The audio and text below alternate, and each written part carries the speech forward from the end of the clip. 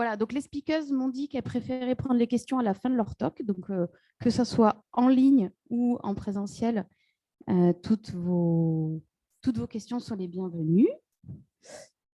Sinon, qu'est-ce que je peux raconter, moi, de sympa?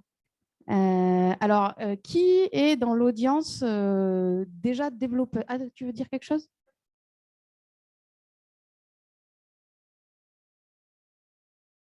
All right. Donc, ça part en one-man show. Dans l'audience, on vient de me dire, parle de ton quotidien. Waouh! Très bien.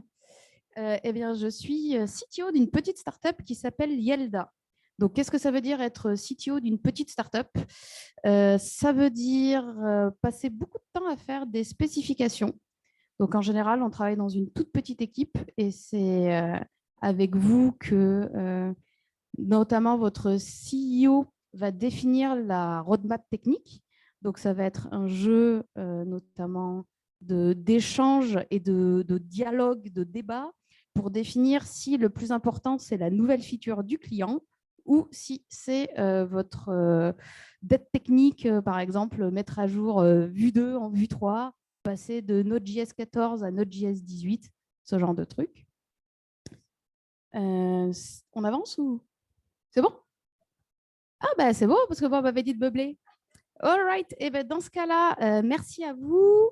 Et je vais maintenant laisser la place à Elisa qui va nous parler un peu de Spendesk. Merci Marie. Il y a ton portable?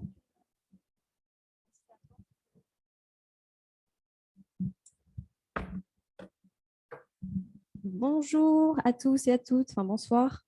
Je vais partager mon écran, on va voir si les trolls sont de retour ou pas. Surprise. Ok. Top. La boumeuse qui cherche comment faire. Diaporama. Et super. Et ben, bonsoir à tous et à toutes. Je suis Lisa, je suis back-end développeuse à Spendesk ici. Et je suis super fière qu'on hoste le meet-up ce soir. Et big up aux speakers, à Ladies of Code et à mes petits collègues au fond. Merci beaucoup. C'est le deal. Je vais vous parler un tout petit peu de ma boîte, mais ça va être très rapide. Juste, j'aime bien faire un petit sondage aussi. Qui connaît et utilise Spendesk dans sa boîte? Merci les collègues, je sais que vous utilisez Spendesk. Ok. Ok, donc quand même quelques personnes. Ah non, c'est revenu. Bah, vous savez quoi, on va faire... je sais pas comment on va faire du coup, parce que moi, je suis pas obligée de partager. Mais... Comment? Je sais pas comment faire. De quoi? Ouais. Ah, tu penses que d'ici on peut? C'est ouf quand même de voir s'occuper de ça. Je sais pas. L'avion peut-être? Ouais, mais c'est pour les...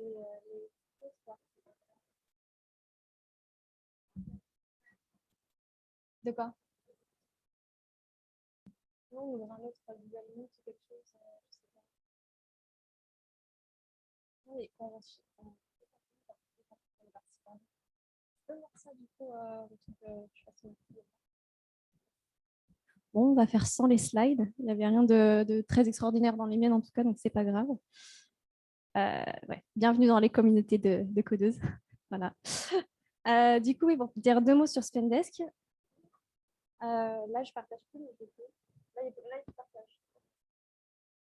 Les settings. Bah, pourquoi pas. Après, la mise, c'est là. Moi, je suis juste simple. Du coup, Spendesk. Alors, en gros, pour faire simple, c'est un système de gestion des dépenses en entreprise. Et le but, c'est de faciliter la vie des gens qui dépensent et des gens qui vérifient les dépenses. C'est dit un peu grossièrement, mais c'est ça. Petit exemple, par exemple, moi, j'ai une carte de crédit Spendesk, qui est violette. Et tout à l'heure, moi, comme je suis remote, je suis allée acheter mon déjeuner. Donc, j'ai payé avec ma carte. Et en 2 secondes, j'ai pu mettre mon reçu sur l'application. Ça prend 2 secondes. Je peux faire aussi des notes de frais. On peut faire, enfin, pas moi, mais au niveau de la compta, des factures. Le but est de faire tout ça très rapidement et facilement grâce à l'application web et aussi mobile. Voilà. Il y avait une slide avec des chiffres, mais bon, en deux mots, il y a 5 bureaux en Allemagne, en France, au UK et aux US. Et on a, je crois que c'était 3500 entreprises clientes pour l'instant. Et c'est en pleine expansion et on recrute. Et d'ailleurs, j'en parlerai après. Petit point info pratique, les toilettes mixtes sont juste ici. C'est important de le dire. Juste après les talks, il y aura un buffet là-bas. Il y aura du vegan, du sans gluten, du alcool sans alcool. Normalement, il y a des petites étiquettes. Donc, n'hésitez pas à vous servir directement après. Et ouais, aussi point important, à 22 h ici, les lumières s'éteignent automatiquement. Donc, je pense que vers 21 h 50, on vous dira, au fait, est-ce que vous pouvez partir? Sinon, vous risquez d'avoir une petite surprise. Voilà. Et enfin, je voulais parler très rapidement de recrutement au cas où il y en a que ça intéresse. On recrute dans plusieurs secteurs en ce moment. Si vous êtes passionné de technologie, que vous êtes à l'aise dans les environnements qui bougent vite, ça c'est assez important parce que c'est le cas. On recrute des profils de tout niveau, tout background. Enfin, on va pas avoir, par exemple, comme Myriam, j'ai fait une reconversion et aujourd'hui, j'ai pu évoluer ici. Donc voilà, vraiment à tout profil. On a les recruteurs et recruteuses qui sont quelque part. Je pense qu'ils sont encore en bas en train de faire l'accueil. Mais n'hésitez pas après à venir les voir. Je pense qu'ils se feront connaître ou me demander à moi. Voilà, n'hésitez pas. Et voilà, et c'est tout pour moi. Donc, ah oui, une question.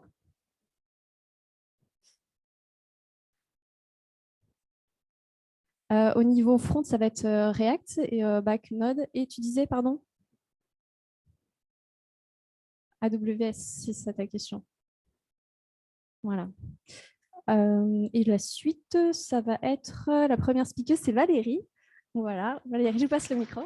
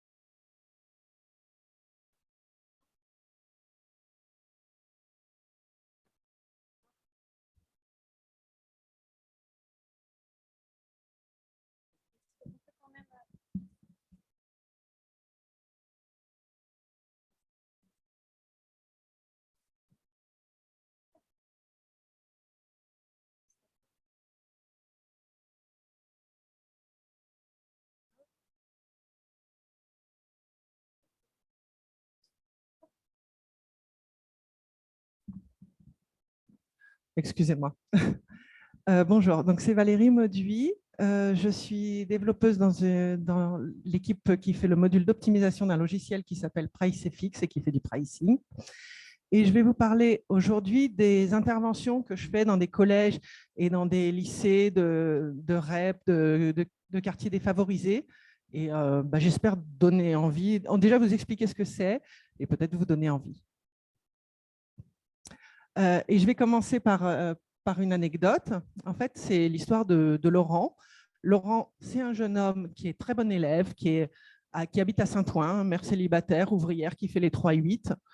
Et voilà, il est à Saint-Ouen, dans son lycée. Et puis un jour, il y a un copain qui vient le voir, enfin une vague connaissance, et qui lui dit là, tu es en terminale, qu'est-ce que tu comptes faire toi l'an prochain? Il dit je suis bon élève, je vais aller à la fac. Et son copain lui dit ah bon, mais pourquoi tu ne fais pas une classe préparatoire? C'est quoi ça? Il ne sait absolument pas du tout ce que c'est. Le copain lui explique. Moi, je le rencontre, Laurent, 2 ans plus tard, au lycée Saint-Louis, en maths P. Donc, le lycée Saint-Louis à Paris, c'est un des meilleurs lycées français pour la prépa. Et il est accepté au concours à Normal Sup. Donc, c'était un des meilleurs élèves en physique de sa génération, de son année. Et en fait, il est passé à 2 doigts de même pas vraiment le savoir, quoi.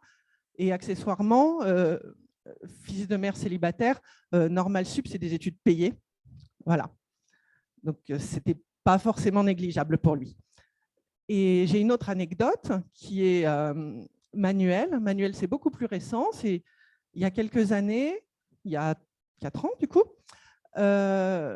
ma fille me dit que ce jeune homme n'a pas de stage de 3e, de stage de découverte en entreprise. Et puis, je propose de le prendre. En fait, Manuel, lui, il aurait bien aimé faire de l'astrophysique, mais il a postulé. Et je ne vais pas vous étonner en vous disant que n'ayant aucune relation, ayant son père qui est ouvrier dans le bâtiment, immigré, voilà, il connaissait personne. Il n'a pas du tout trouvé de stage. Il s'apprêtait vraiment à faire dans un commerce du quartier parce qu'il ne savait pas du tout quoi faire. Je le prends pendant une semaine.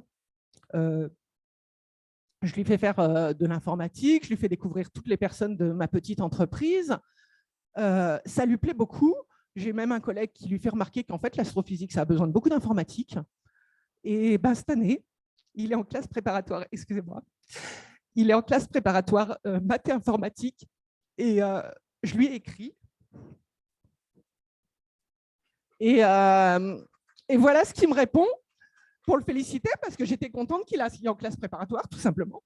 Et il me répond, parmi sa réponse, voilà, bah, que c'est aussi grâce à ce stage que ça a vraiment beaucoup compté pour lui.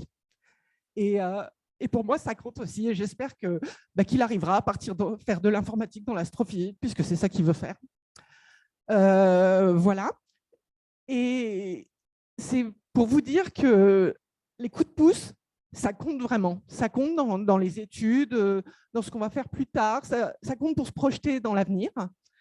Et c'est pour ça qu'il y a un certain nombre d'associations qui proposent justement de donner ces coups de pouce à des jeunes élèves de collège, de lycée, dans des milieux défavorisés. Je vous donnerai après des noms d'associations, mais je vais d'abord parler en général pendant la présentation.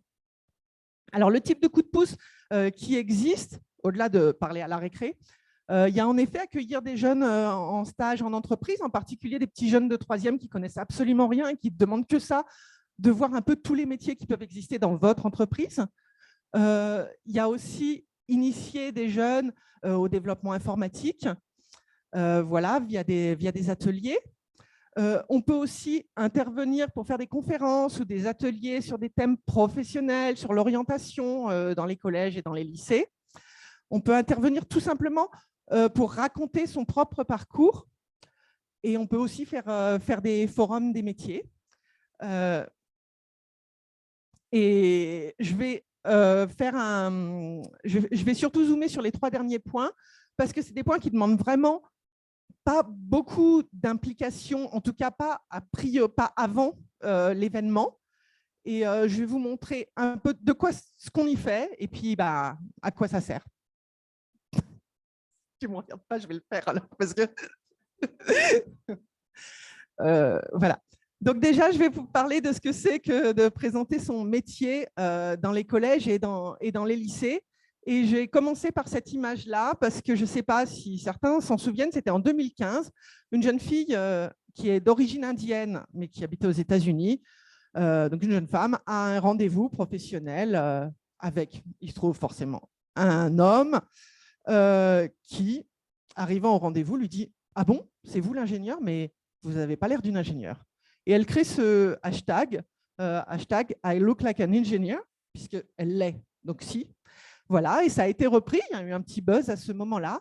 Et ce que je voudrais dire avec cette photo, c'est que, voilà, I look like an engineer, I look like a developer, et vous aussi, en tout cas, si c'est ce que vous faites votre métier, la plupart, j'imagine ici, sont plutôt dans l'informatique, mais de manière générale, vous faites votre métier. Ce que vous pouvez apporter à des jeunes, c'est montrer qu'en fait, les gens qui font de l'informatique, les développeurs, les ingénieurs ou d'autres métiers, c'est des gens en fait normaux. Il n'y a pas d'un côté leurs parents qui sont hôtesses de caisse et puis de l'autre côté, je suis hyper cliché, il y en a quand même qui n'ont pas des parents hôtesses de caisse ni dans le bâtiment. Mais il n'y a pas d'un côté voilà, juste les parents de ces jeunes lycéens, et puis de l'autre côté, Einstein et Marie Curie, et puis rien entre les deux. Et puis non, il y a des gens, il y a des tas de gens normaux, de toutes sortes d'horizons, de toutes sortes de profils. Et c'est super intéressant pour des jeunes lycéens et collégiens de voir ces gens normaux en face d'eux, leur parler de leur métier, leur parler de leur cursus. Et voilà pourquoi je le fais.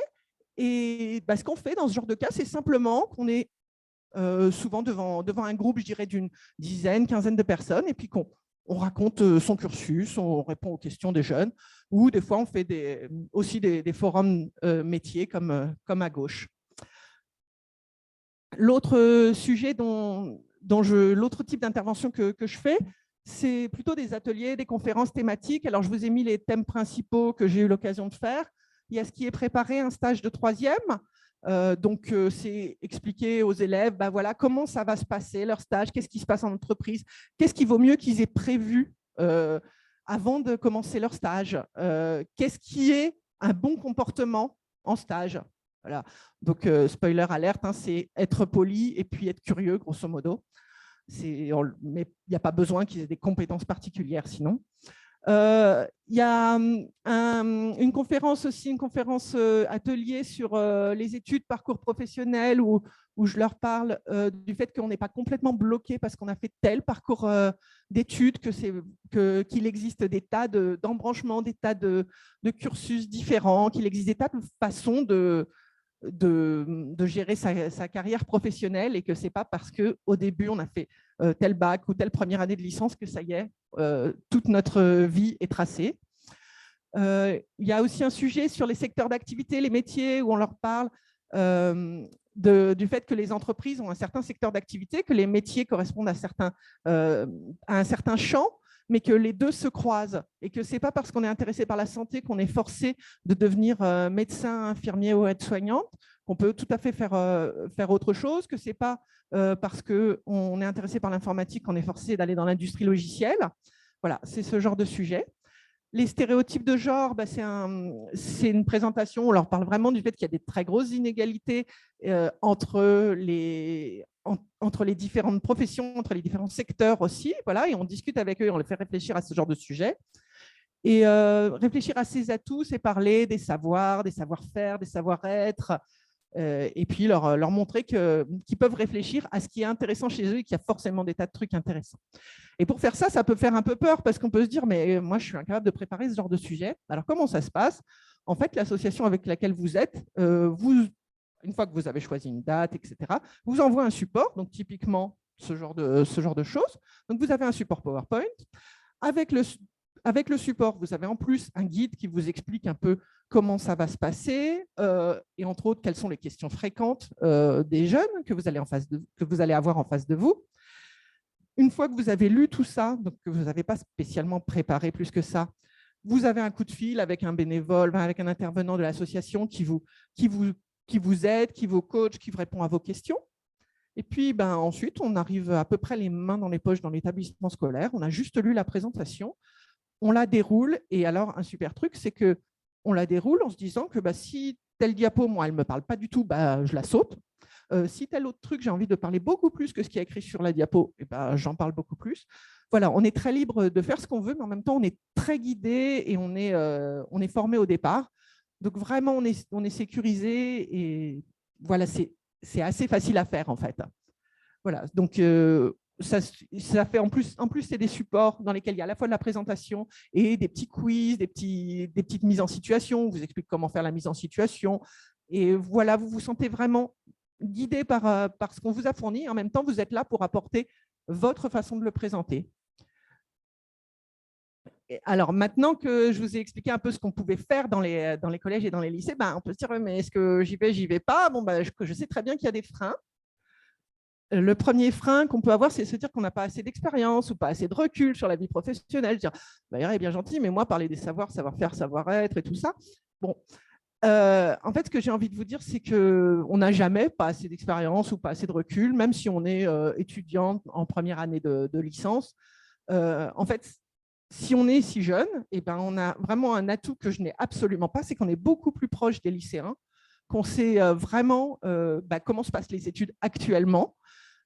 Puis si on est un peu plus âgé, on a d'autres avantages parce qu'on a peut-être un peu plus de recul sur certains types d'expériences. Voilà. En fait, il n'y a pas de bon âge, il n'y a pas de bon niveau d'expérience pour avoir quelque chose à apporter aux jeunes. Ce qui est intéressant pour eux, c'est justement de voir des vrais gens de la vraie vie. L'autre truc, c'est qu'on peut se dire que de toute façon, on a un parcours vraiment trop atypique pour le présenter. Quel est l'intérêt pour un jeune que je lui explique qu'en fait, moi, j'ai fait une licence d'anglais, que j'ai été traductrice pendant 5 ans, et puis que finalement, maintenant, je suis dev parce que je me suis formée par moi-même avec l'aide d'un cousin ou je ne sais quoi. En fait, c'est super intéressant pour eux. Voilà. C'est super intéressant parce que c'est vraiment leur montrer que on n'est pas, c'est pas parce que c'est pas parce qu'on a fait un certain parcours qu'on est complètement bloqué dans ce parcours-là. Et puis, si on a un parcours typique, c'est bien aussi de pouvoir dire, voilà, ça existe aussi. Donc, il n'y a pas de mauvais parcours pour venir parler aux jeunes. Ensuite, on peut avoir peur du côté tenir un groupe de jeunes. Voilà, s'il faut que je m'occupe de faire ça, si jamais il y a du chahut, etc. Alors, en fait, il n'y a pas du tout ce genre de problème. Voilà, c'est très simple. Il n'y a pas ce genre de problème. Pour la première raison, c'est que quand il y a des demi-journées banalisées comme ça dans le lycée, dans le collège, pour faire des interventions, en fait, les élèves sont très contents parce que ça fait sauter des cours. Donc, déjà, ils arrivent avec plutôt un bon a priori. Le seul bémol que j'ai, c'est quand c'est le premier de la matinée, ils sont un peu endormis, puis des fois, ils se disent qu'ils auraient bien plutôt séché à la place. Mais au pire, on a quelques endormis. Et le deuxième point, c'est que la plupart du temps, il y a un professeur ou une professeure ou une surveillante qui est là et qui s'occupe de redynamiser le groupe s'il y a besoin, de lancer un peu des questions. Donc, vraiment, on est très tranquille. Et moi, j'ai fait plein d'interventions, je n'ai jamais eu aucun souci de discipline. L'autre point, c'est se préparer. Je vous ai expliqué, en fait, on est très préparé, on a du document, on a quelqu'un qui nous suit, etc. Donc, vraiment, ça n'est pas un problème. Il faut essayer, faut se sentir prêt à dépasser ce frein pour voir à quel point on est formé. J'ai échangé avec une jeune femme de Ladies of Code, Aurélie, qui fait des ateliers plutôt de code, de découverte du code avec des jeunes. Et elle disait que c'était vraiment le truc qui lui faisait peur. Et puis, finalement, elle a été formée, ça l'a rassurée. Et vous savez quoi, ce qui s'est passé, c'est qu'en plus, pendant la formation, elle s'est rendue compte que presque tout ce qu'elle devait présenter à des jeunes pour les faire découvrir le code, elle le savait déjà. Voilà. Donc, moi, je dirais qu'on est très bien préparé et qu'en plus, la préparation sert surtout à nous mettre en confiance, en fait.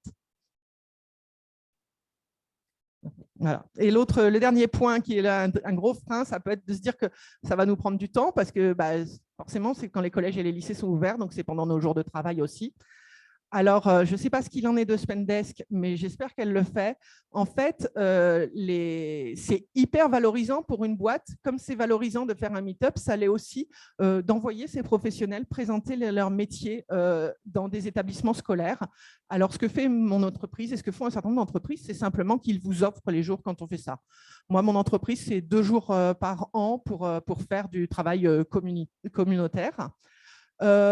J'ai déjà rencontré d'autres personnes où c'était simplement on demande au manager et puis tant que ce n'est pas trop souvent, il n'y a pas spécialement de ligne prévue pour ça, mais on a le droit d'aller dans les collèges et dans les lycées.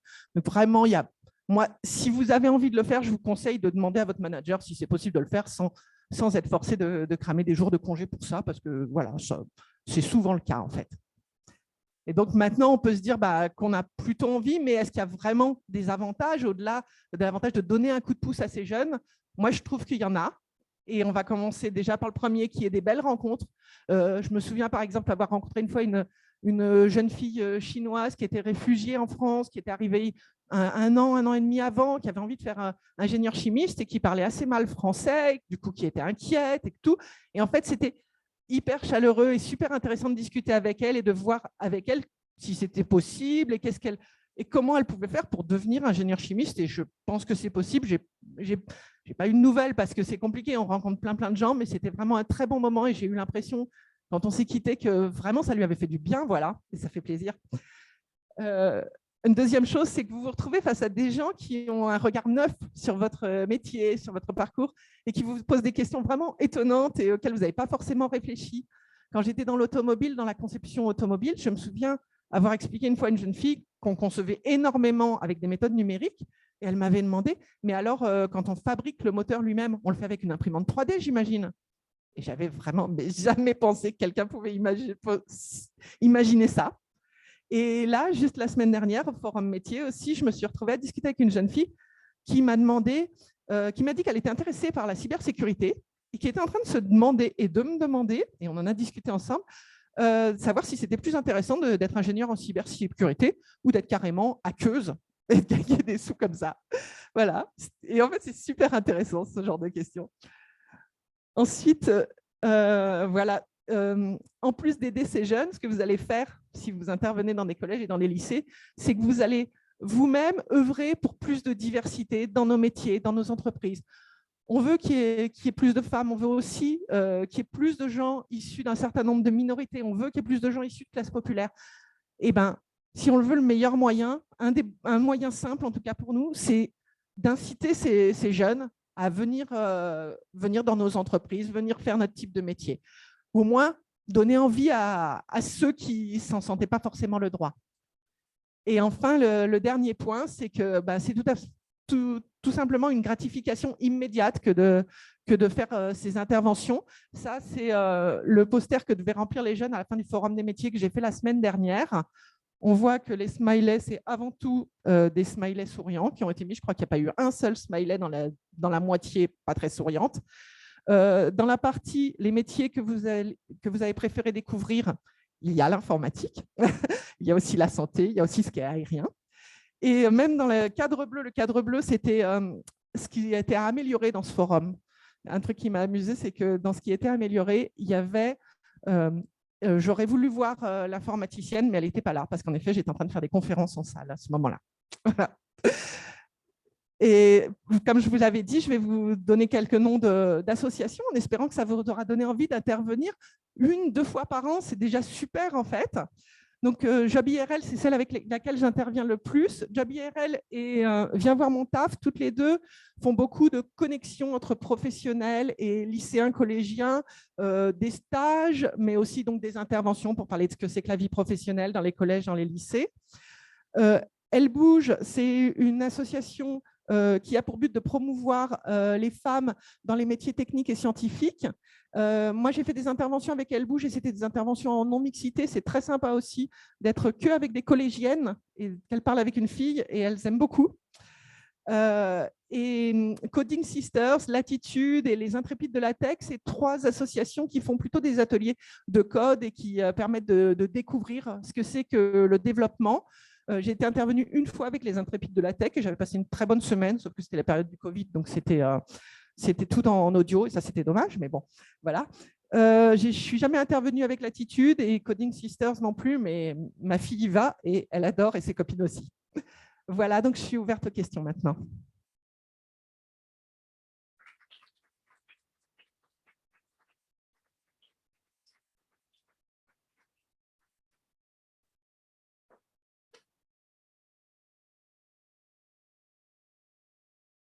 Est-ce qu'il y a des questions? Oui, il y a une question.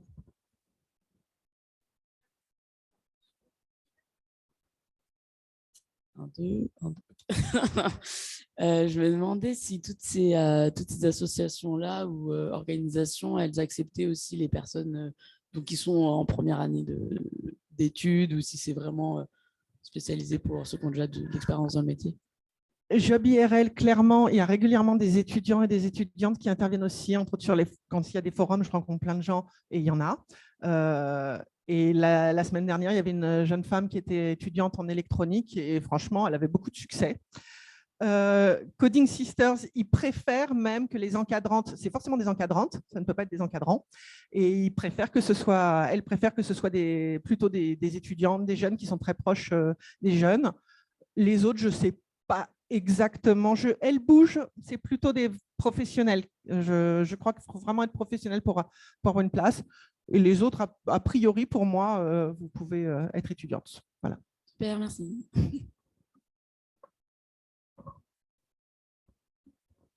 Moi, c'était juste pour te dire un grand bravo pour ce que tu as fait et ton courage d'en parler ce soir, parce que ça m'a ému, j'ai trouvé ça très beau ce que tu fais, donc merci.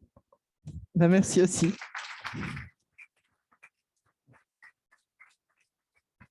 Je vais laisser la place à Anaïs peut-être, et puis ça sera avec plaisir pour discuter à l'apéro avec les gens après.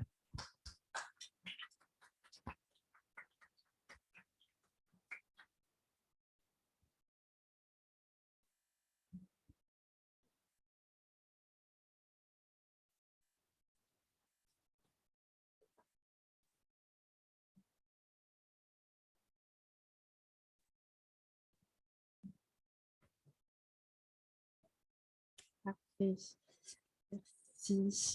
Donc, bonsoir à toutes et à tous. Et du coup, moi, ce soir, aujourd'hui, je vais vous parler de deux sujets qui, a priori, n'ont pas grand-chose à voir, c'est-à-dire de psychologie et de design.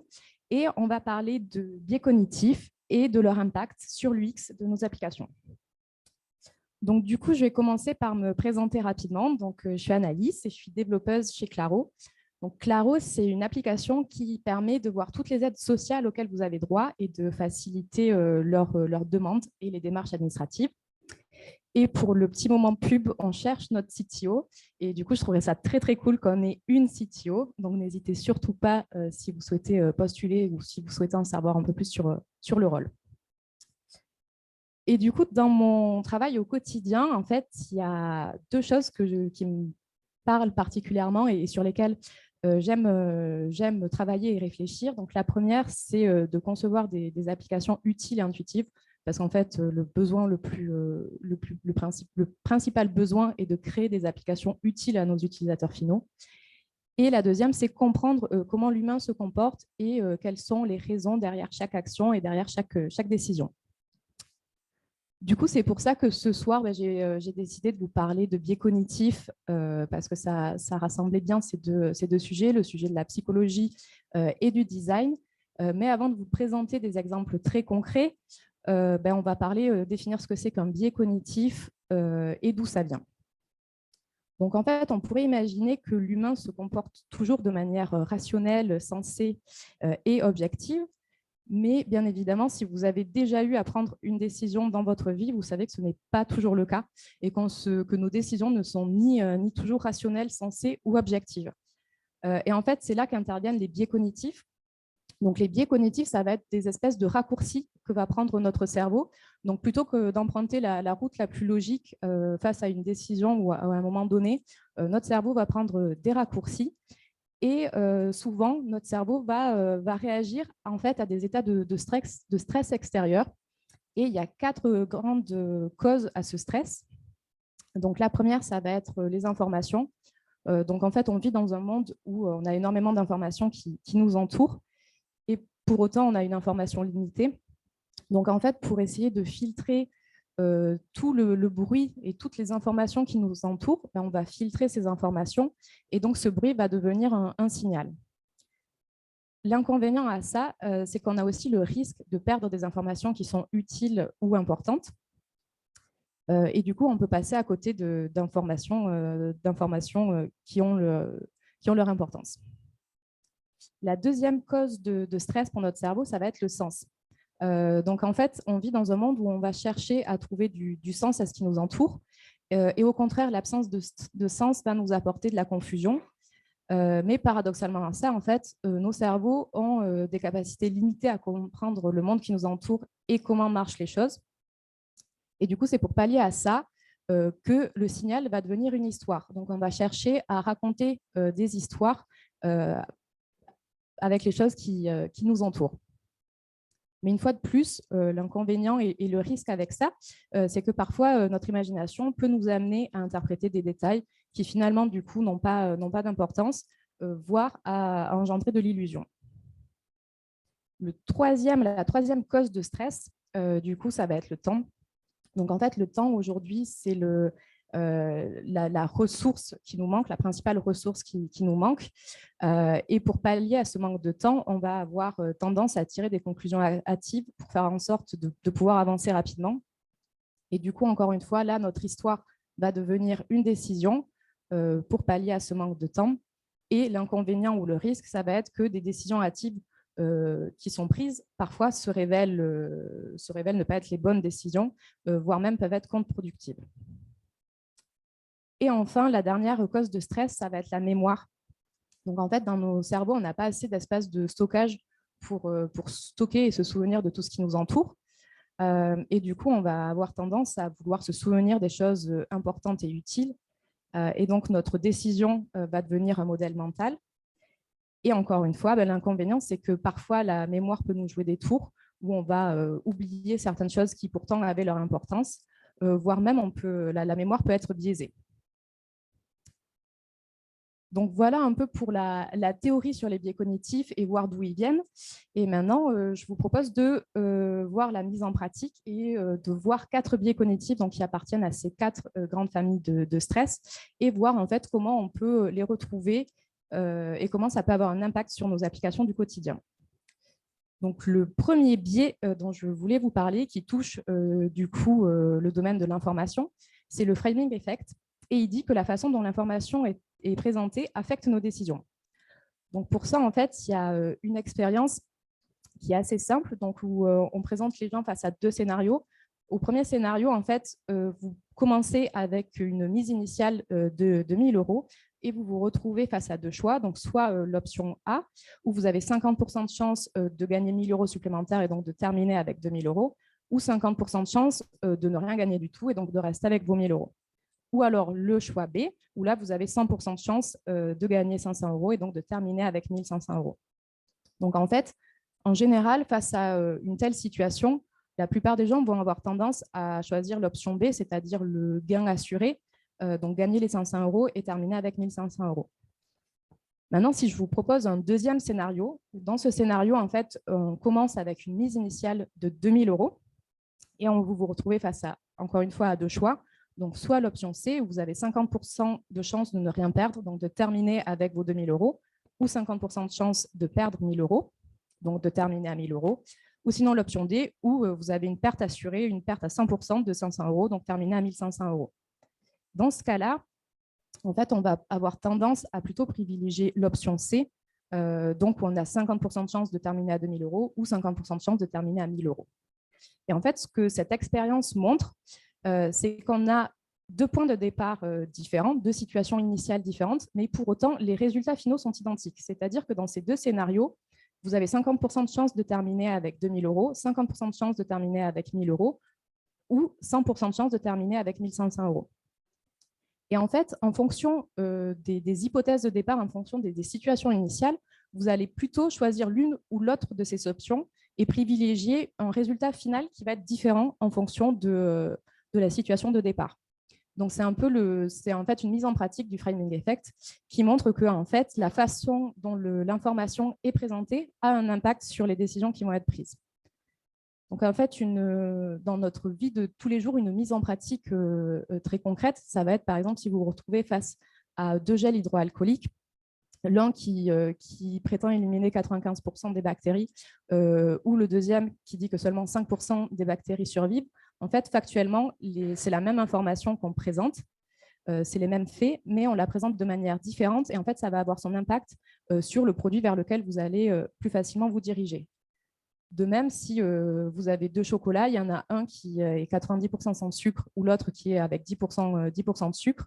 En fait, la façon dont l'information, dont on vous présente la même information va avoir son impact sur la décision que vous allez prendre et sur votre potentiel achat. Une mise en pratique très concrète sur une application, du coup, c'est avec l'application Blinkist, donc qui est une application qui permet d'avoir accès à des résumés de livres. Et lorsque vous vous inscrivez sur Blinkist, vous avez un petit écran qui dit que vous allez gagner 48 heures de lecture par semaine. Et en fait, c'est bien de présenter les avantages ou ce que vous allez gagner grâce à cette application, mais 48 heures de lecture, ça ne représente pas grand-chose en fait. Enfin, moi, personnellement, il n'y a jamais eu une semaine où j'ai passé 48 heures à lire. Donc, on a du mal à se représenter ce que ça veut dire et ça parle beaucoup moins. Une autre alternative qui serait possible, c'est en fait plutôt que de miser sur le nombre d'heures de lecture gagnées par semaine, miser sur le nombre de livres que vous allez lire en plus par an, et donc en indiquant que sur une année, vous allez lire d'1 fois plus de livres, par exemple. Donc encore une fois, la façon dont on présente l'information et dont elle va parler aux personnes qui vont utiliser votre application ou votre produit a son importance. Le deuxième biais cognitif dont je voulais vous parler, qui là, du coup, touche plutôt le temps, c'est l'aversion aux pertes. Et ce biais, il dit qu'on va chercher à éviter les actions qui peuvent mener à des pertes. Du coup, en fait, ce biais se base sur la théorie des perspectives. Et cette théorie, en fait, elle explique comment on va se comporter face à des options de gain ou de perte et comment, en fait, on va évaluer les probabilités de ces différentes options. Et souvent, en fait, on va évaluer de manière biaisée ces probabilités. Donc, il en découle deux conclusions, 2 résultats principaux. Donc, la première, c'est que l'humain n'aime pas perdre, c'est-à-dire que le mal, la tristesse qui va être amenée par une perte est plus importante que la joie qui peut être apportée par un gain. C'est-à-dire que face à une même situation, ça va faire plus mal de perdre 1 000 euros que la joie que peut apporter de gagner 1 000 euros. Et le deuxième point, c'est que l'humain a du mal à estimer les probabilités. Donc, en fait, on va avoir tendance à sous-estimer des événements qui sont très probables et au contraire à surestimer des événements peu probables. Donc, comment ça se met en pratique dans la vie de tous les jours? En fait, ça se retrouve plutôt bien avec les assurances. Typiquement, les assurances, ça se base un peu sur ce concept-là, où en fait, on va, pour éviter une grosse perte, donc par exemple, là, j'ai pris l'exemple d'une assurance pour animaux de compagnie, pour éviter que notre animal doive se faire opérer et une grosse perte d'argent économique que ça pourrait représenter. Même si en fait c'est cet événement, l'événement que notre animal, notre chien ou notre chat doivent se faire opérer est relativement peu probable, en fait on va préférer avoir une perte qui est certaine, du coup en ayant une assurance et en dépensant de l'argent de manière mensuellement. Et donc voilà, dans ce cas-là, on a tendance à préférer une plus petite perte minime mais certaine plutôt qu'une plus grosse perte mais qui du coup est moins probable. Dans les applications et dans les produits, en fait, une façon de voir ça, c'est aussi avec les périodes d'essai gratuites. Donc là, j'ai mis l'exemple de Netflix, où en fait, Netflix vous propose de tester le produit pendant plusieurs semaines. Et du coup, au bout de cet essai gratuit, en fait, vous avez déjà commencé des séries, vous avez potentiellement ajouté des films à votre liste.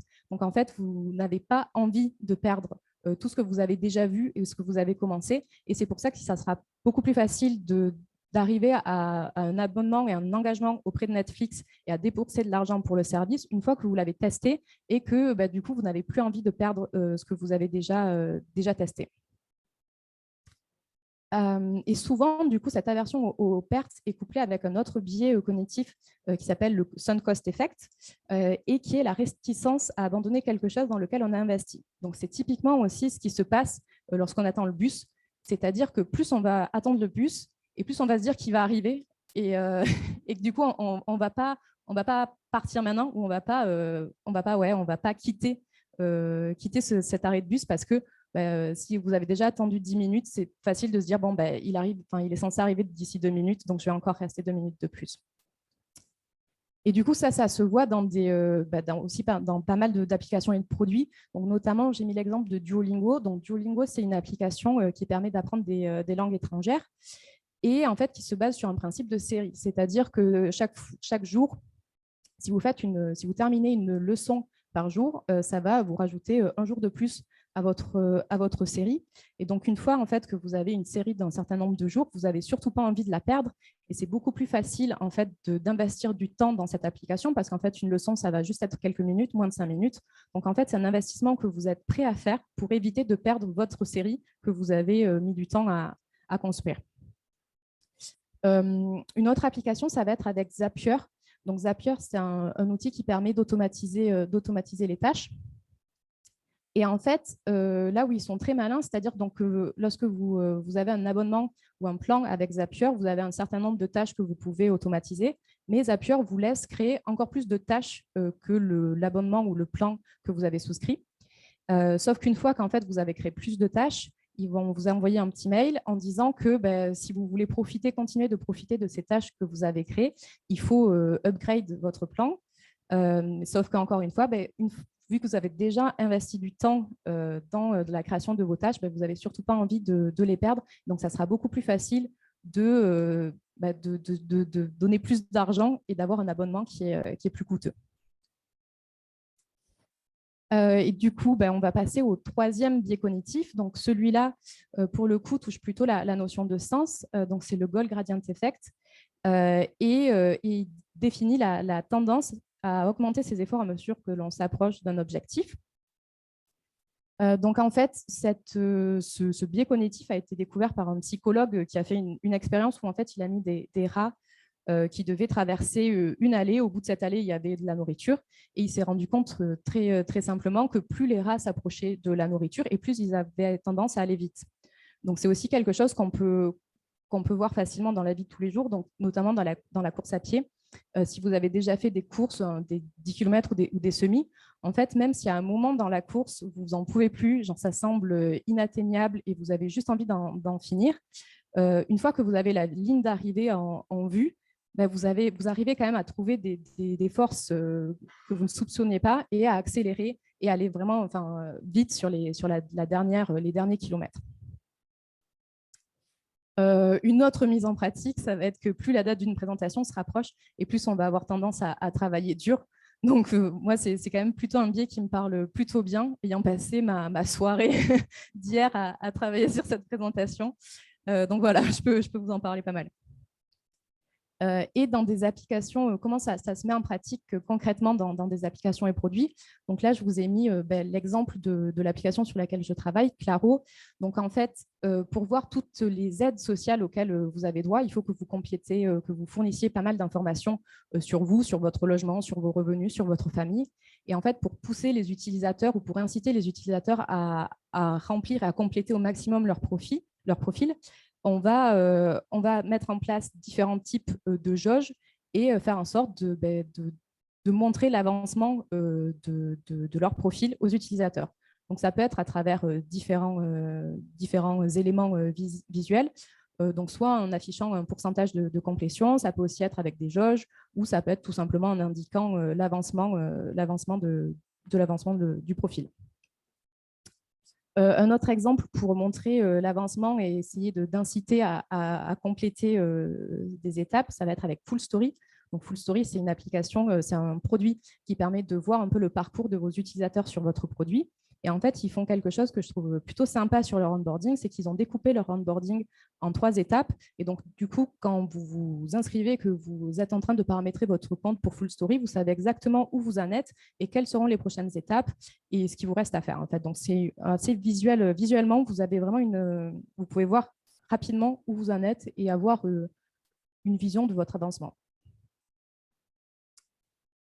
Et enfin, du coup, je voulais vous parler d'un dernier biais cognitif, donc qui là, pour le coup, touche la mémoire. Et donc, c'est l'effet Zeigarnik, qui dit qu'on va avoir tendance à se souvenir mieux des tâches inachevées ou interrompues plutôt que des tâches terminées. Donc, en fait, Zeigarnik, c'est le nom de la psychologue qui a découvert ce biais cognitif.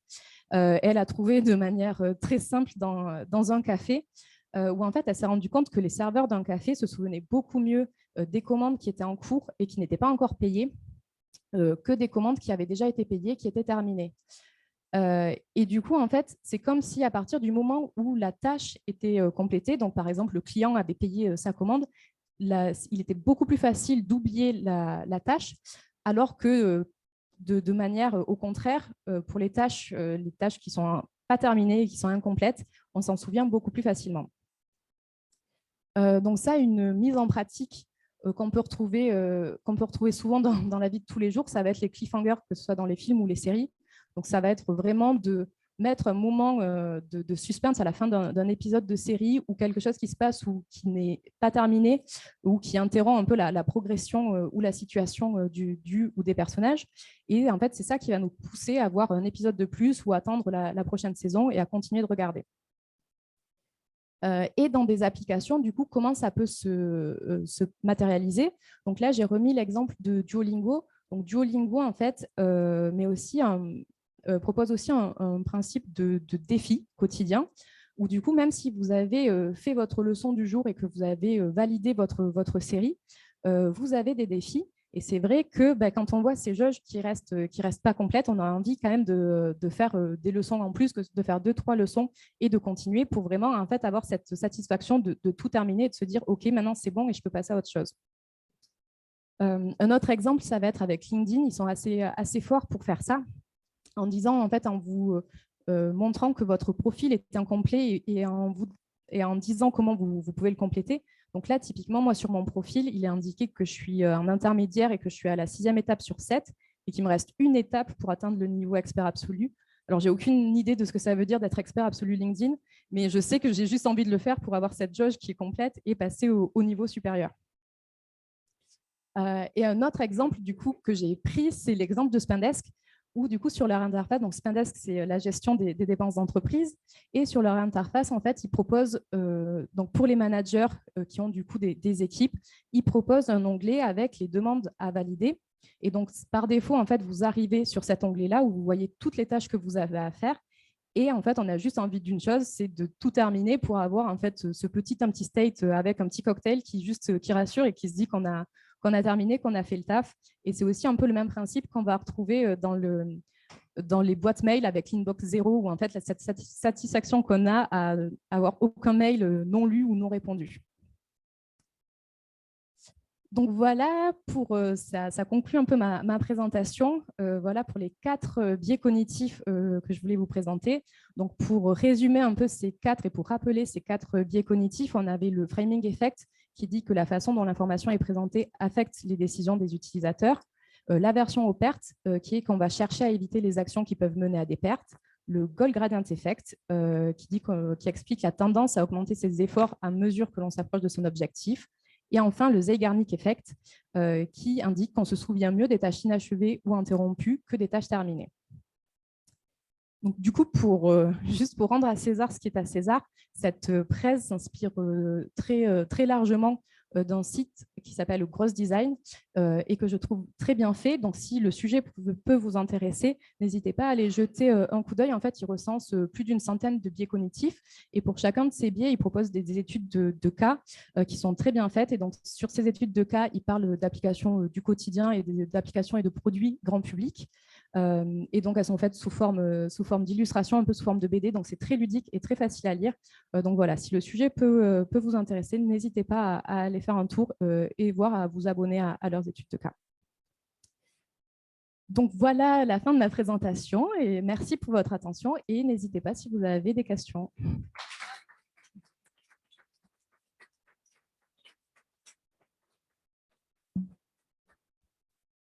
Est-ce qu'il y a des petites questions? Non, en même temps, c'était super clair. Donc, eh ben, merci beaucoup, Anaïs, du coup. Merci.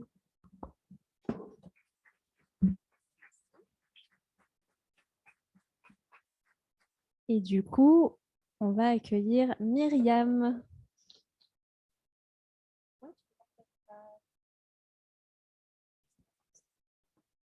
Mis en place.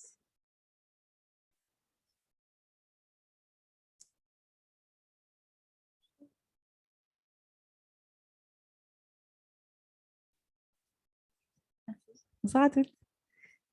Merci Elisa, Marie, Elisa, tout ça, de nous accueillir ce soir. Moi, je vais vous raconter ma reconversion. En fait, je travaillais dans la culture. Avant, j'organisais des événements culturels.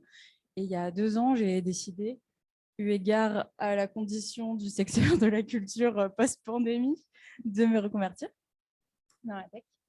Et du coup, je vais vous parler simplement de conseils que j'aurais aimé avoir ou que a posteriori, je juge intéressants ou utiles. Donc déjà, avant la formation, si vous en avez la possibilité, c'est hyper intéressant de parler à une personne qui est déjà passée par là, qui a fait elle-même une reconversion, potentiellement une personne, si par exemple vous êtes prise dans une formation, souvent vous avez accès au Slack de la promo un petit peu avant le début des cours, donc n'hésitez pas à aller parler aux gens, vous entraider, ça peut vous permettre de vous motiver, de travailler ensemble. Souvent vous avez des exercices à réaliser avant la formation, voilà, ce genre de choses. Et on sait que quand on développe, on a tendance à un petit peu, parfois on galère un peu dans son coin et on est bloqué, et le fait d'être à 2, ça débloque, ou à plus. Ce que vous pouvez aussi faire, c'est commencer un journal ou bien raconter tout ce par quoi vous passez à une personne. Le fait de documenter en fait, les étapes par lesquelles vous passez, ça fait que le moment où dans X temps, vous allez vous dire « Oh là là, j'avance pas, j'ai l'impression d'aller nulle part », et ben, si vous relisez votre journal ou vos conversations depuis le début, vous allez vous rendre compte qu'en fait, ouais, mais en fait, il y a 6 mois, j'étais là et je ne m'en rends pas compte aujourd'hui parce que ça avance petit à petit. Mais en fait, j'ai déjà parcouru tout ce chemin-là. Avant la formation, le dernier conseil que je donnerais, c'est de se préparer le plus longtemps possible en avance. C'est-à-dire que pour moi, si vous passez le même nombre d'heures étalées sur, par exemple, 3 mois avant la formation ou condensées sur 1 mois juste avant, ça n'a pas du tout le même impact et vous n'allez pas du tout assimiler les choses aussi bien. Au plus vous étalez votre préparation dans le temps et au plus vous allez assimiler mieux les concepts que vous découvrez, que vous apprenez, etc.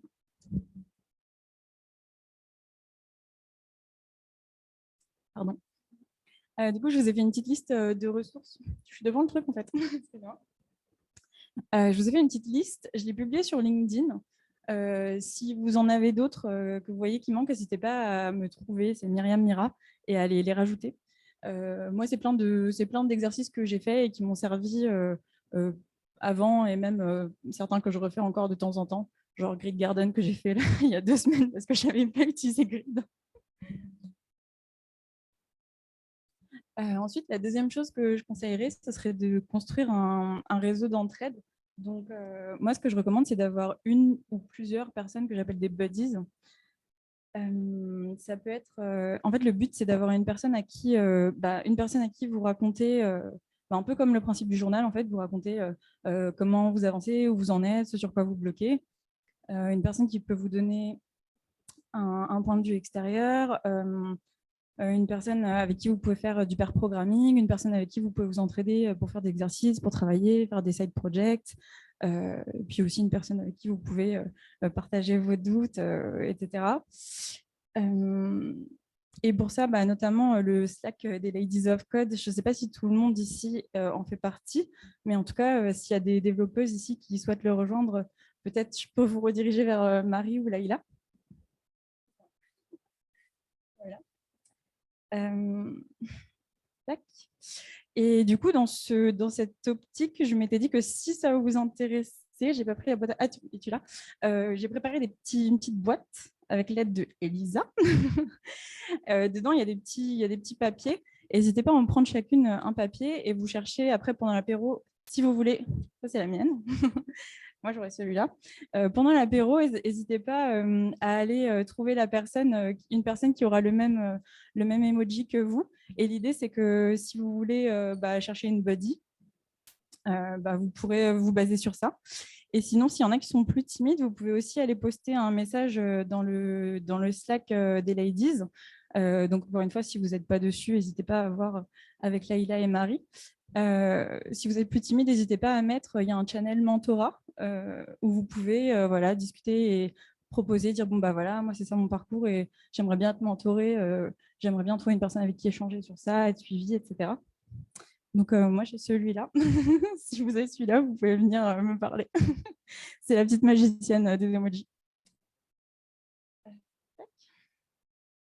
Du coup ensuite, pendant la formation, moi, je vous recommanderais plusieurs choses. Déjà, de refaire les exercices, déjà pour vous entraîner, parce qu'en fait, en formation, souvent, on voit beaucoup de choses. Quand on fait une reconversion, en général, les formations, elles vont quand même assez vite et ça peut être vite, on peut vite se sentir submergé. Donc, le fait de refaire les exercices, ça peut aider à mieux assimiler les choses. Et ensuite, et ça va avec le point suivant aussi, le fait de bien nommer vos repos. Pour retrouver plus tard, en fait, je dis n'importe quoi, 6 mois après la fin de la formation, vous allez avoir besoin de faire une chose que vous savez que vous avez déjà faite, mais alors pas moyen de se rappeler comment on fait. Si vous ne trouvez pas tout de suite votre repos, ça va vous rendre folle, vous allez vous énerver. Ne faites pas ça, ne faites pas comme moi. Nommez bien vos repos et refaites bien les exercices. Ensuite, pendant les formations, souvent, on n'ose pas poser ces questions. Et en fait, parce qu'on a honte, on se dit, mais en fait, tout le monde a capté et je suis la seule à ne pas avoir compris ce que le ou la prof est en train d'expliquer. Et en fait, 9 fois sur 10 de mon expérience perso, quand je posais la question où je me suis dit, tout le monde va me juger et me prendre pour une idiote, en fait, il y avait 5 autres personnes qui disaient, ah bah oui, moi aussi, je me posais cette question et qui ne l'auraient jamais posée. Donc, n'hésitez pas parce que de toute façon, sinon, il y a une autre personne qui va le prendre ce temps. Et souvent, c'est des personnes qui ont des questions plus avancées et qui vous font sentir encore plus largué. Donc, posez vos questions. Ensuite, le fait de travailler en groupe et en binôme, bah, pareil, enfin, dans la tech, moi, je sais que j'ai tendance si je suis toute seule, je vais rester et je vais me dire, oh là là, mais je suis nulle, je ne sais rien faire, pourquoi je bloque sur ce truc, c'est pas si compliqué. Et en fait, parfois, juste le fait de discuter, d'expliquer à une personne, bah, c'est un peu le concept du duck programming, c'est ça? Ouais, c'est ça, le duck programming, d'avoir un petit canard en plastique et de lui raconter juste le fait de prononcer les mots et de chercher à expliquer à une personne qu'est-ce que c'est le problème, et ben souvent on se rend compte que en fait, en l'expliquant, je me rends compte que j'ai déjà la réponse. Donc travailler en groupe et en binôme, bah, les formations, c'est hyper intéressant pour ça parce que tout le monde est là avec à peu près le même niveau et pour les mêmes raisons. Et un autre avantage de travailler en groupe, c'est que si il y a un concept que vous avez mieux compris que l'autre personne, par exemple, et ben le fait de devoir lui expliquer, ça va aussi vous mettre en avant s'il y a une subtilité, par exemple, que vous n'avez pas bien comprise, et ben ça va vous faire mettre le doigt dessus, ou alors, au contraire, ça va vous aider à mieux comprendre le concept que vous êtes en train d'expliquer.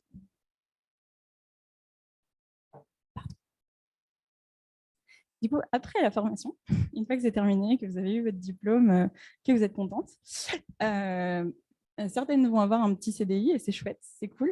Tout le monde a tendance à te dire oui, le marché de la tech, c'est hyper porteur, il y a du travail partout. Oh là, tu fais une reconversion, c'est bon, dans 3 mois, tu as un CDI, c'est faux. C'était peut-être vrai il y a quelques années, mais maintenant, le marché est tellement très, très, très saturé de juniors qui sortent de reconversion rapide que les entreprises, elles ne veulent plus de nous, en fait.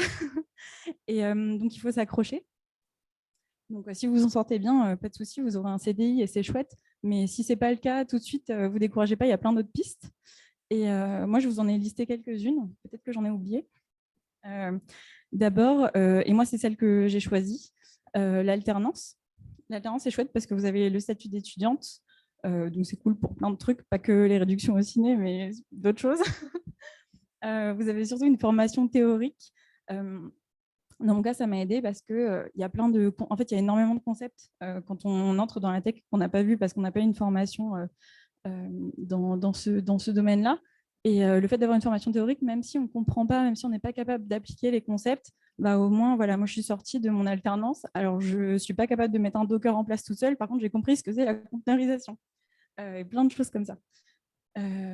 Et voilà. Et je sais qu'il y a des personnes souvent qui ne le savent pas, mais quand vous êtes en alternance, une fois que vous avez trouvé votre entreprise, c'est l'entreprise qui paye la formation. Donc, je sais qu'il y a des gens qui sont un peu rebutés par le côté alternance, je paye mon école, mais non, c'est l'entreprise qui paye. Donc, vous pouvez vous le permettre. Ensuite, les stages, c'est chouette pour monter en expérience et ça fait une expérience qui est un peu intermédiaire. Par exemple, si vous voulez une expérience plutôt 6 mois. Par contre, il faut faire attention parce que c'est seulement les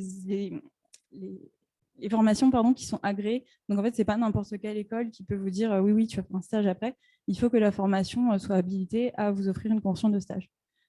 Donc, prenez bien ça en compte quand vous choisissez votre formation. Ensuite, soit faire de l'auto-formation et des projets perso. Ça, c'est chouette parce que si vous n'avez pas une mission tout de suite en sortant de formation, ça peut vous permettre déjà de ne pas perdre la main. Parce que quand on a fait, par exemple, moi, j'ai fait une formation initialement de 2 mois. Après avoir passé, je crois, 2 mois à chercher un travail et à sans avoir touché ni à VS Code, ni à quoi que ce soit, je ne savais plus comment ça marchait, Git, ni rien du tout. Donc, le fait de continuer à faire des projets, ça vous permet de ne pas perdre la main, peut-être même de mieux appréhender ce que vous connaissez déjà un petit peu. Et aussi, ça alimente votre CV et votre portfolio. Après, vous pouvez aussi faire bien sûr des choses comme du bénévolat. Par exemple, je sais pas, le club de théâtre de votre ville qui a un site internet pourri, vous pouvez le refaire. Vous pouvez être freelance aussi. Par contre, si vous cherchez des contrats en freelance, il faut bien faire attention à ce que ce soit des choses assez simples que vous serez capable de faire seul. Et surtout, il y a beaucoup de frais quand on est freelance. Par exemple, il faut prendre une assurance pro. Je m'y connais, c'est pas le domaine que je maîtrise le plus, mais je sais qu'il y a pas mal d'administratifs et de frais. Donc, pensez bien à ça. Et après, l'autre point, c'est le choix de la structure. En général, il y a à peu près deux choix possibles. Soit vous allez plutôt vers une grosse entreprise ou soit plutôt une petite agence. Les deux ont des avantages et des inconvénients. Dans les grandes entreprises, par exemple, vous allez être plus encadré s'il y a des problèmes. Voilà, il y a des RH dont c'est le métier de s'occuper de ça, etc. Par contre, en termes de mission, ça va être un peu plus siloté et vous aurez des missions qui seront de faire ceci et cela et ça va s'arrêter là. En revanche, si vous allez plutôt dans une petite agence, une start-up, vous risquez de pouvoir toucher à plus de choses, de voir plus de concepts, d'apprendre plus de choses. Donc, ça peut être plus formateur. En revanche, souvent, les personnes qui sont en agence finissent un peu écrasées par le rouleau compresseur. Il y a beaucoup de personnes qui finissent l'année en burn-out. En tout cas, ça a été le cas dans ma promo. Les personnes qui étaient en agence l'ont plutôt mal vécu à la fin. Je ne dis pas que c'est une généralité. Il y a sûrement des agences où ça se passe bien, mais voilà, il faut y penser. Autre conseil que je donnerais pour après la formation, c'est de refaire, de faire les choses, mais d'essayer de les faire de plusieurs façons différentes.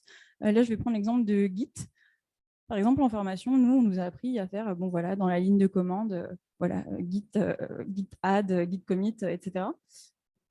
Ensuite, j'ai commencé à utiliser GitHub Desktop. Et en fait, avec GitHub Desktop, comme on a l'interface graphique, on se rend plus compte de toutes les choses qu'on peut faire.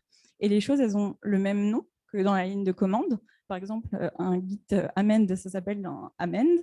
Un stash, ça s'appelle un stash. Mais par contre, vous avez un bouton avec des icônes qui vous aident à mieux comprendre. Et donc, le fait de le faire de cette façon, le jour où un jour vous allez sur la doc, parce que vous voulez faire ceci ou cela, vous savez déjà comment ça marche et à quoi ça sert.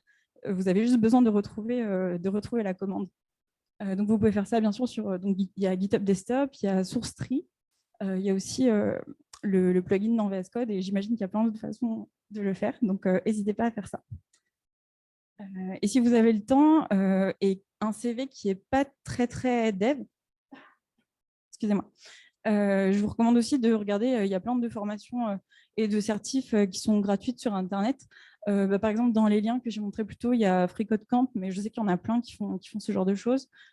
Si vous avez un CV avec je dis n'importe quoi, vous travaillez dans la restauration avant, s'il n'y a rien de tech sur votre CV, ça peut être l'occasion de montrer aux recruteurs et aux recruteuses que vous avez plein de petites briques de tech, que ce n'est pas juste une petite lubie, vous avez fait une petite formation de 2 mois et en fait, vous allez rechanger dans 2 mois. Ensuite, pour le salaire, il y a plusieurs conseils que je voudrais donner. Et notamment, en fait, je sais que, là, on a un parterre de femmes. Les femmes, on a tendance à dire non, non, mais c'est pas moi, c'est un travail d'équipe, c'est grâce à machin, c'est grâce à bidule. Prenez les lauriers quand vous faites un truc bien. C'est super important parce qu'en fait, si vous ne le faites pas déjà, il y a un autre mec qui va le faire à votre place. Et ensuite, quand vous allez voir demander une promotion, vous allez dire oui, c'est vrai, j'avais dit que c'était pas moi qui l'avais fait, mais quand même, non, si vous avez fait un truc, assumez-le et prenez les lauriers pour ça. Ensuite, n'hésitez pas à parler de salaire avec vos collègues, avec vos amis, avec d'autres personnes qui sont dans le même secteur, à des niveaux différents. Parce que déjà, ça va vous aider à jauger les niveaux de salaire sur le marché, dans votre entreprise, dans celle des autres, pour tel niveau de compétence, etc. Et le fait d'avoir toutes ces informations, quand vous allez arriver en négociation, en entretien, vous n'allez pas arriver en sortant de nulle part et en disant voilà, je pense que je vaux temps à peu près, et avoir une fourchette qui n'a pas de sens ou qui est très basse ou au contraire qui est loin au-dessus de la réalité. Donc c'est hyper important, je trouve, d'en discuter, et en fait, au moins ce sera un secret et au plus, les personnes auront de la marge de manœuvre en fait. Et aussi parce que quand vous allez arriver en entretien, le fait de dire, par exemple, si la recruteuse ou le recruteur s'attend à un profil qui a tel niveau d'expérience pour à peu près tel niveau de rémunération, si vous arrivez et que vous demandez un salaire largement inférieur, la recruteuse ou le recruteur peut se dire en fait, cette personne ne doit pas du tout avoir les compétences parce que, ou alors, oui, vous vendez en fait comme cheap. Donc voilà, je vous recommande de parler, discutons. Ensuite, je pense que c'est aussi une des raisons pour lesquelles on est là, à mon avis. Je pense que c'est hyper important de développer les réseaux féminins. Et du coup, c'est chouette parce qu'en fait, les deux présentations avant, notamment la présentation de Valérie, parlait un petit peu de ça. Mais en fait, la tech, c'est un milieu qui est très, très, très, très masculin. Et les outils, ils sont tous créés par des hommes. Et les hommes, ils n'ont pas la même expérience de la vie que nous.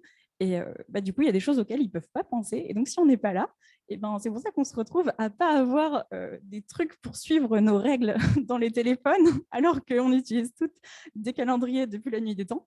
Merci Marie, on en a discuté hier. Et voilà, et ils ont eu cette idée très, très, très, très tard, alors que ça aurait pu venir un petit peu plus tôt quand même.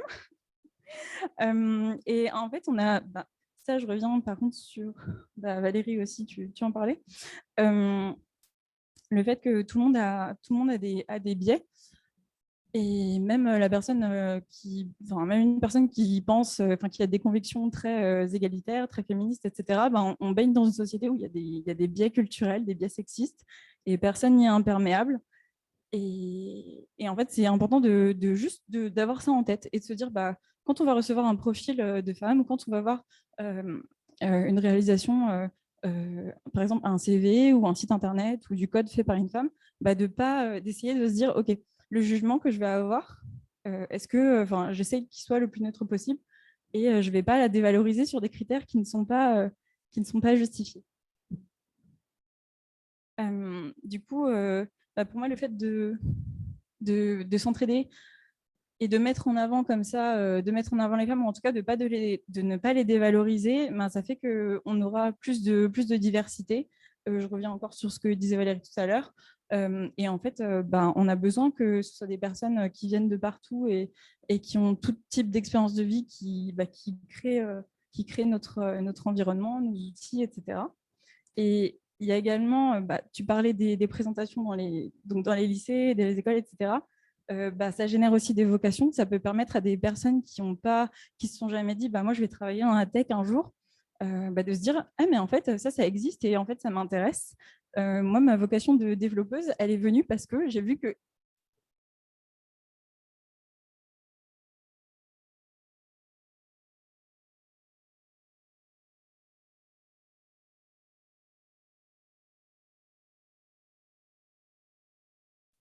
Est-ce que tu marches micro? Oui. Merci. Donc, je disais que moi, ma vocation de développeuse m'est venue parce qu'un jour, j'ai vu Elisa faire sa petite formation de développeuse, devenir développeuse chez Spendesk. Et ça avait l'air super chouette et super intéressant et super stimulant. Et voilà. Et si je n'avais pas eu Elisa dans mon entourage, peut-être que je ne me serais même jamais posé la question. Mais le fait de la voir, je me suis dit, ah, mais peut-être que moi aussi, je pourrais faire ça. Et il se trouve que c'était le cas. Et que je suis très contente. Merci, Elisa. Donc voilà. Donc, parlez-en autour de vous, c'est des modèles et on sera plus nombreuses. Ensuite, pour les ressources, donc en fait, quand vous allez commencer une reconversion, quand on commence une reconversion, on a tendance à se dire, OK, je vais lire tous les livres qui parlent de développement, je vais écouter tous les podcasts, regarder toutes les vidéos, tous les tutos. Et en fait, au bout d'un moment, on va arrêter. Et ce que je recommande, moi, c'est de trouver, en fait, maintenant, il y en a vraiment partout, sur toutes les plateformes, tous les supports. Ce que je vous recommande, c'est de trouver celle qui va avec vos habitudes. Par exemple, moi, quand je suis à la salle, je mets un podcast. Ça, c'est mon habitude. Et quand je fais la cuisine, je mets des vidéos sur YouTube. Et j'ai trouvé plein de chaînes YouTube qui parlent de dev et plein de podcasts qui parlent de dev. Mais après, ça peut s'appliquer à tout. Il y a plein de choses sur Instagram, sur YouTube. Il y a notamment les communautés aussi, comme les Ladies of Code. Sur Slack, il y a plein d'événements comme celui-ci. Donc là, on a un événement des Ladies of Code, mais il y en a plein d'autres. Il y a Human Talk, Paris JS, qui est, je crois, tous les mois. Je ne sais plus, j'en ai plus d'autres en tête, mais il y en a plein. Il y a YouTube, les podcasts. Je crois que j'ai un oublié. Mais en tout cas, mon conseil, c'est de trouver quelque chose qui s'inscrit déjà dans les habitudes que vous avez, en fait. Donc, si vous êtes comme moi et que vous écoutez des podcasts, trouvez des podcasts qui parlent de tech. Si vous êtes tout le temps sur Instagram, abonnez-vous à plein de pages qui parlent de dev sur Instagram. Et j'ai rien d'autre à vous conseiller, je crois. Mais si vous avez des questions, je suis là.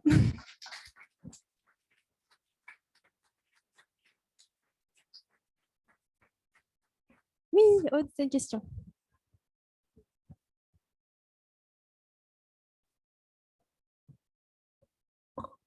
Moi, je voulais juste rebondir, abonder dans ton sens par rapport à ce que tu as dit. Donc, moi, j'ai fait une reconversion et j'ai fait un stage de 6 mois dans une petite entreprise et après, j'ai été en start-up.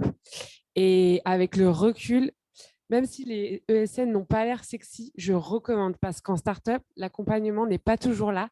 Ça va très, très, très vite. Et effectivement, beaucoup de gens le vivent mal. Et je pense qu'au début, il vaut mieux apprendre vraiment et voir moins de choses, aller en profondeur que tout voir de manière superficielle. Et dans les startups, il n'y a pas forcément de seniors pour encadrer. Donc, et le rythme est fou.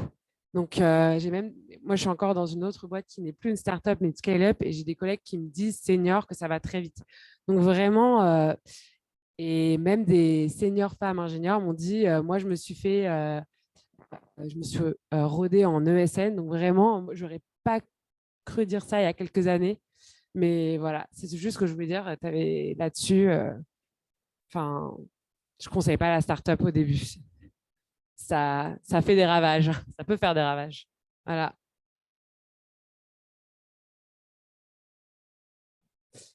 C'est les grosses entreprises style Capgemini ou les entreprises informatiques de conseil, quoi, qui offrent beaucoup de formations. Et effectivement, c'est un peu plus mollo, mais moi, j'ai vu des gens qui sont passés par là, qui ont fait leur reconversion après moi et qui sont maintenant genre lead ou en analytics. Et moi, je suis très heureuse en tant que développeuse, mais ça va beaucoup plus vite parce qu'il y a beaucoup plus de formations et ils ont des scopes peut-être plus réduits, mais ils peuvent approfondir en tout cas.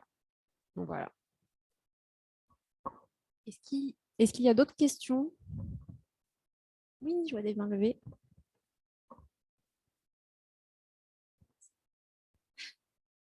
Si tu veux, on fait là et ensuite.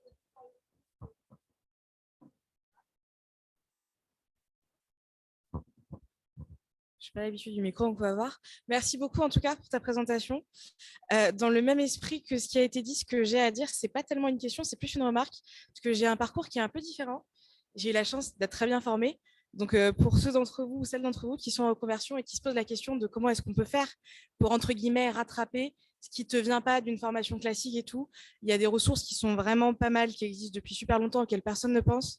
Et en fait, le plus gros, c'est de faire le tri dans ce qui est utile et ce qui n'est pas utile. Alors, par exemple, vous apprenez à faire du code de base, il y a des bouquins, ça fait 20 ans qu'ils existent. Le prochain recruteur que tu croises, tu peux lui citer moi, je fais du clean code et j'ai appris avec ça.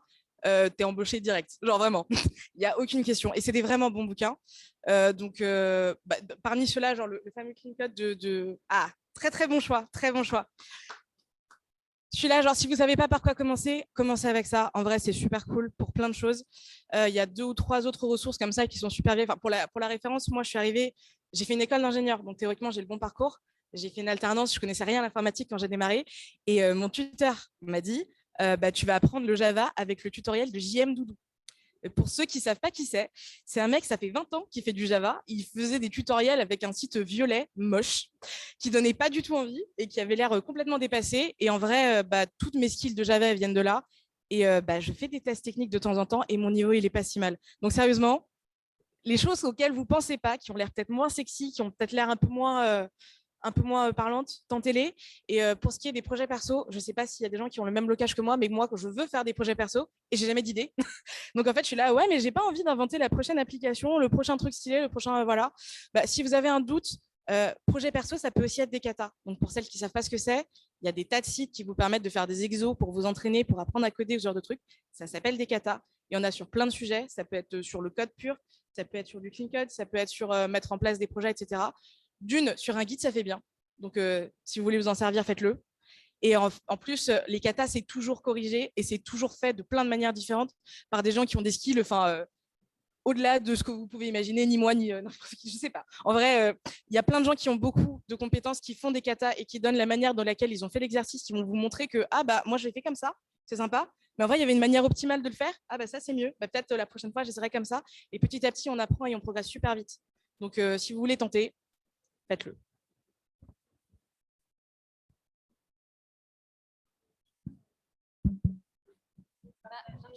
Merci. J'ai essayé de partager Code Wars pendant que tu parlais de kata, mais j'ai pas réussi. Mais c'est pour ça que je suis revenue sur cette. Il y a des katas là. Et juste par rapport à ce que tu disais sur les side projects, le fait de ne pas avoir d'idées, etc. Sur le Slack des Ladies of Code, il y a un channel side project. Est-ce qu'il existe encore ou pas? Je ne sais pas.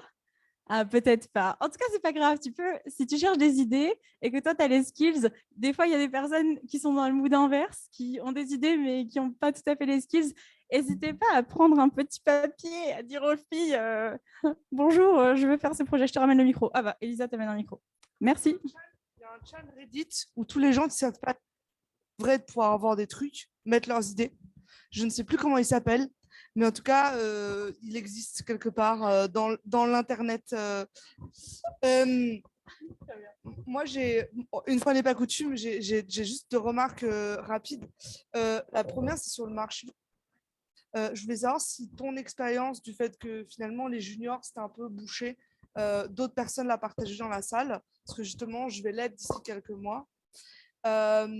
Et deux, je voulais savoir un peu comment est-ce qu'on fait, parce que en vrai, moi, je suis en alternance là, donc je vais être junior d'ici quelques mois, si je réussis mon coup. Tu vas réussir. Caveat. Et du coup, je voulais savoir un peu comment est-ce que tu as abordé en termes de mindset ton changement de je suis stagiaire ou je suis alternante à je suis junior et devant les recruteurs, il faut que je me présente comme tel, il faut que je me vende comme tel. Tu vois, finalement, j'ai une question.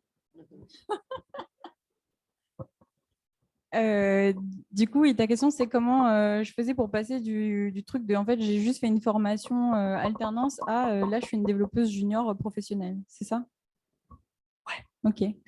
C'est compliqué parce que je pense qu'en plus, on a toutes. Je pense que c'est un truc qui touche tout le monde dans l'informatique de façon générale, le syndrome de l'impostrice et de l'imposteur. On a l'impression de jamais rien savoir et de toujours être à la ramasse, loin derrière tout le monde. Mais je pense que ça touche aussi des très seniors. Moi, j'ai la chance de bénéficier de la vue de quelques seniors, par exemple Marie, avec qui je discute souvent, et qui, des fois, je lui confie mes doutes et elle me dit, mais t'inquiète, moi, avec mon expérience de CTO, j'ai les mêmes doutes que toi parfois. Et c'est super important en fait, de se rendre compte de ça, parce que tu te rends compte que peu importe à quel niveau tu seras, tu auras toujours ces doutes-là, toujours ces problèmes-là. Après, pour ce qui est de comment tu te présentes dans les recruteuses et les recruteurs, en fait, je pense que quand elles vont chercher ces personnes, des juniors, elles savent à peu près à quel niveau s'attendre. Quand tu sors d'une alternance, tu n'es plus tout à fait. Tu as passé une année quand même, en théorie, à développer full-time. Donc, quand tu arrives après une alternance, tu as déjà passé un cran au-dessus. Tu vois, moi, en fait, quand je suis sortie de formation, j'ai fait un premier bootcamp de 2 mois. Après, à l'issue duquel, en théorie, avant la pandémie et les vagues massives de reconversion, tu étais censé pouvoir trouver un CDI direct. C'était le cas avant, là, ça ne l'est plus.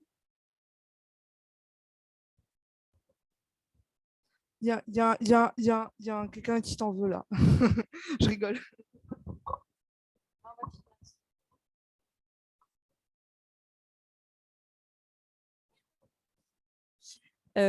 Du coup, pardon, j'ai perdu ce que je dis. Oui, quand tu sors de formation, que ce soit un bootcamp de 2, 3 mois, 5 mois, versus quand après ça, tu as refait une autre formation derrière avec une alternance de 1 an, tu es quand même déjà plus dans la même cour. Tu as quand même pratiqué pendant 1 an et tu as souvent des feedbacks de ton manager ou ta manageuse. Donc, c'est déjà plus facile à aborder. Après, quand tu sors d'une année d'alternance, tu vas être recruté sur un poste junior. Moi, par exemple, j'ai été recrutée dans une ESN.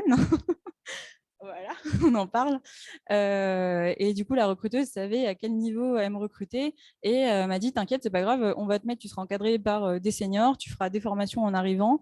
Et voilà. Donc, c'est juste de pas mentir, mais de pas non plus te sous-vendre. Là, je sais pas quelle formation tu fais une alternance de 1 an, c'est ça? Ouais. Après 1 an en alternance, tu as quand même eu l'occasion de travailler un petit peu et les recruteuses et les recruteurs savent à quel niveau tu te situes. Ah oui, je pense qu'il faut que j'arrête de parler. Ça marche, tranquille. Oui, on peut en discuter pendant l'apéro. Ah oui, c'est vrai. Après, je fais pas de la ségrégation. Vous pouvez toutes venir me parler. Si vous avez des questions et que vous n'osez pas les poser là, venez me voir. Je ne suis pas dure à trouver, je suis en rouge. Merci. Et merci à les ladies, à Spendesk, à Elisa, à Marie pour l'organisation. Merci beaucoup. Et ben maintenant, la bouffe qui est juste là. Et il y a nos 2 recruteurs adorés, Mounia et Greg. Si vous pouvez faire coucou, Mounia. Voilà, si vous avez des questions, n'hésitez pas à aller les voir.